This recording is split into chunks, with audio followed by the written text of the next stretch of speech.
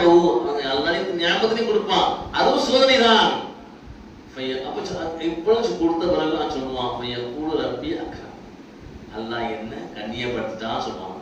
சோதிக்கான் சொல்றான், அல்லாஹ் கோடிகளை கொடுப்பான், சொகுசு மாளிகைகளை கொடுப்பான், 10 பிள்ளைகளை கொடுப்பான், சமூகத்தில் அந்தஸ்தை கொடுப்பான்.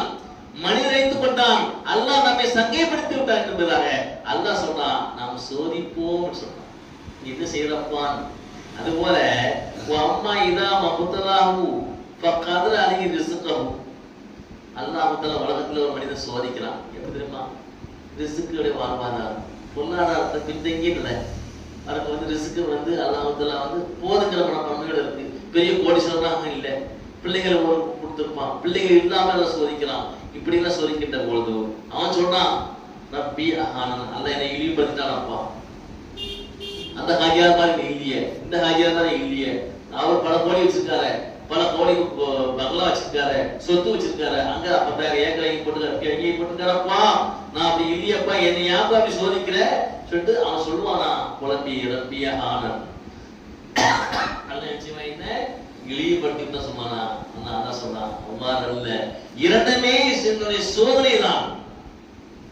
செல்வங்கள் இருக்கின்ற போது அந்த செல்வத்தை சரியான முறையில் பயன்படுத்தி ஜக்காத்தை கொடுத்து அதுக்காக சொன்னான் ஏழைகளை ஆதரிக்கணும். அல்லாஹ் ஏழைகளை ஆதரிக்கணும், அனாதைகளை ஆதரிக்கணும்.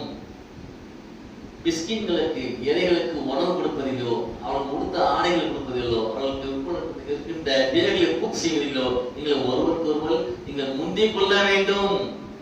இப்படி இருந்தால்தான் நீ சோதனைக்குள்ள உள்ளாக்கப்பட மாட்டாய். ஆனால் எல்லாம் இருந்தும் நீ மறந்துவிட்டால் இது உனக்கு சோதனை என்பதாக நாம் செய்யலாம். செல்வமும் மனைவியும் மக்களும் மாளிகையும் எல்லாமே சோதனை தான். இறையச்சமுள்ள அடியாராக நீ உலகத்தில் மாறாவிட்டால் அல்லாஹ்வின் அடியார்களே, வாழ்கின்ற காலமெல்லாம் லா இலாஹ என்ற கலிமாவை மனிதர்களாக மட்டுமல்ல இறையச்சத்தோடு வாழ்ந்தவர்களாகவும் உள்ள பரிசுத்தவர்களாக வாழ்ந்தவர்களாகவும் இந்த உலகத்தை பிரிய வேண்டும். அப்படிப்பட்ட நல்ல உள்ளம் படைத்தவர்களாக அல்லாஹ்வும் ரசூலுக்கும் பிரியப்பட்ட நேசர்களாக இந்த உலகத்தில் வாழ்ந்து மறைவதற்கு அல்லாஹ் தஆலா மனிதனுக்கு தௌஃபீக் செய்வானாக. வாஹித் தவனா நிரந்தர ரப்பில் ஆலமீன். சொன்னாங்க சுன்னத்துல்